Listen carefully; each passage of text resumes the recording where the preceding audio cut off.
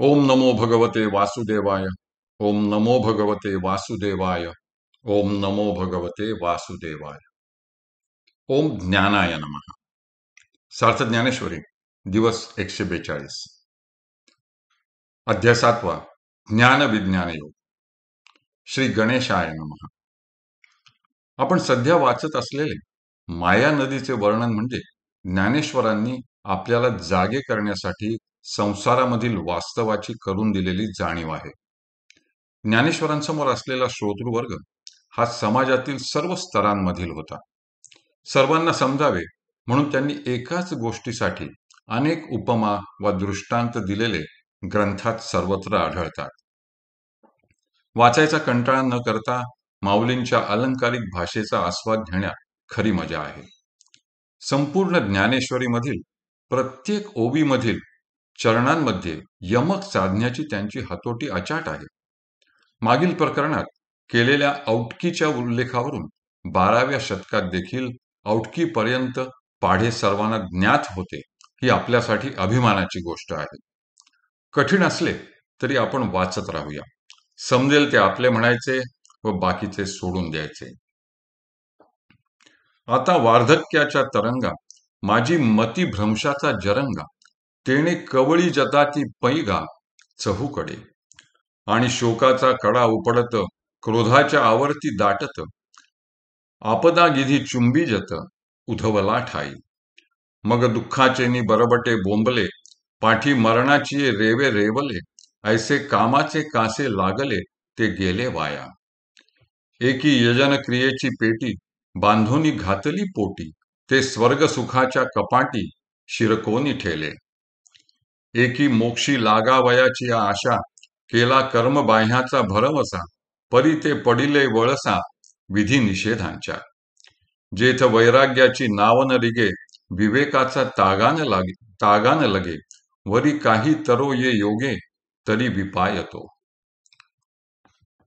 काही जण वार्धक्यरूप लाटांमध्ये असणाऱ्या मतिभ्रंशाच्या जरंगा म्हणजे जाळ्यामध्ये चहूकडून जखडले जातात आणि शोकरूपी कड्यावर आपटून क्रोधाच्या आवर्ती म्हणजे भोवऱ्यात अडकतात व कोठे डोके वर काढायला जातात तर त्या ठिकाणी आपदारूपी गिधाडांकडून टोचले जातात।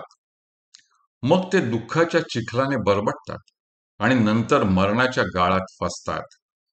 अशा रीतीने ज्यांनी केवळ कामाचा व विषय वासनांचा आश्रय घेतला त्यांचे जीवन असे व्यर्थ जाते। कित्येक जण मोक्ष प्राप्तीच्या आशेने यज्ञ कर्मरूपी पेटी पोटाशी बांधतात, म्हणजे त्यातच गुरफटतात। ते स्वर्ग सुखरूपी कपारीमध्ये अडकून राहतात। काही जण मोक्षरूपी पैलतीराला लागावे या आशेने कर्मफळाच्या सामर्थ्यावर भरवसा ठेवतात, परंतु ते विधी निषेधांच्या म्हणजे कर्तव्य अकर्तव्य यांच्या बेटोळ्यात पडतात। ज्या मायानदीत वैराग्याची नाव प्रवेश करू शकत नाही आणि जिच्यात विवेकाचा टिकाव लागत नाही, पण योग मार्गाने गेले असता काहीसा तरुणोपाय होऊ शकतो, तथापि असे क्वचितच घडते। ऐसे तरी जीवाची अंगवणे, ये माया नदीचे तरणे, हे कासया सारिखे बोलणे म्हणावे पा। जरी अपथ्यशिळा व्याधी, कळे साधुसी दुर्जनाची बुद्धी, की रागी सांडी रिद्धी आली सांती। जरी चोरा सभा दाटे, अथवा मीना गळू घोटे, ना तरी भेडा उलटे विवसी जरी। पाडस वागुर करांडी, का मुंगी मेरू ओलांडी, तरी मायेची पैलथडी देखती जीव। म्हणून गा पंडुसुता, जैसी सकामान जिणवेची वनिता, तेवी मायामय हे सरिता न तरवे जीवा। याप्रमाणे जीवाच्या अंगबळाने ही मायानदी तरून जाईल असे बोलणे हे कशासारखे आहे म्हणावे ते सांगतो।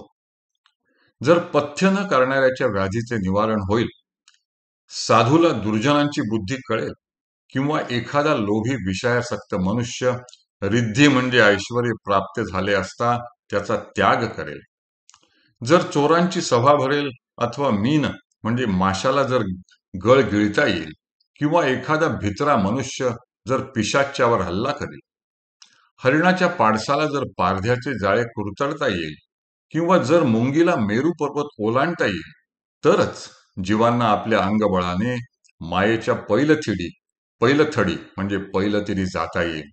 म्हणून हे पंडुसुता, ज्याप्रमाणे सकाम व विषयासक्त पुरुषाला वनिता म्हणजे स्त्री जिंकता येत नाही, त्याप्रमाणे ही मायामय सरिता जीवांना स्वसामर्थ्याने तरून जाता येत नाही.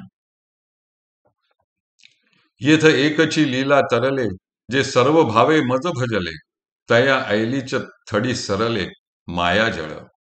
जया सद्गुरु तारू पुढे, जे अनुभवाचे कासे गाढे, जया आत्मनिवेदन तरांडे आ कळवले. जे अहमभावाचे ओझे सांडूनी, विकल्पाची या झुळका चुकावूनी, अनुरागाचा निरुता होऊनी पाणी ढाळू. जया ऐक्याची या उतारा, बोधाचा जोडला तारा, मग निवृत्तीची या पैलतीरा झेपावले जे.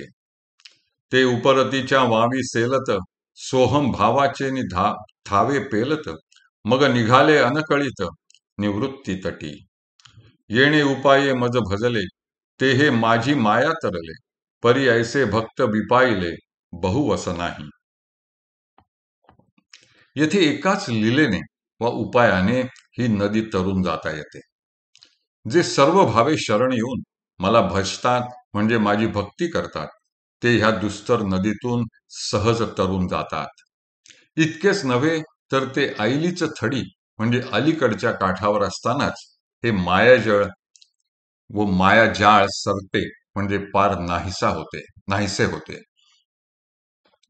ज्यांच्या पुढे सद्गुरू हाच नावाडी आहे, ज्या साधकांनी आत्मानुभव प्राप्त करण्याची कास गाढे म्हणजे दृढ इच्छा धारण केली आहे आणि ज्यांना आत्मनिवेदन रूपी तरांडे म्हणजे तराफा हस्तगत झाला आहे, ज्यांनी अहमभावाचे म्हणजे मी देह आहे या धारणेचे ओझे टाकून दिले आहे, विकल्परूपी वाऱ्याच्या झुळका चुकविल्या आहेत म्हणजे विकल्पांचा त्याग केला आहे आणि संसारावरील अनुरागाच्या म्हणजे प्रेमाच्या पाण्याची धार ज्यांनी क्षीण केली आहे, ज्यांना जीव व परमात्मा यांचे ऐक्य हा उतार सापडल्याने आत्मबोधरूपी सोपी पायवाट सापडून जे निवृत्तीरूपी पैलतीराकडे झेपावले आहेत, ते वैराग्यरूप उपरतीच्या हातांनी पाणी कापत व सोहम भावाच्या बळाने तोल सांभाळत निवृत्तीरूप तटावर कसल्याही अडचणीत न सापडता पोहोचतात.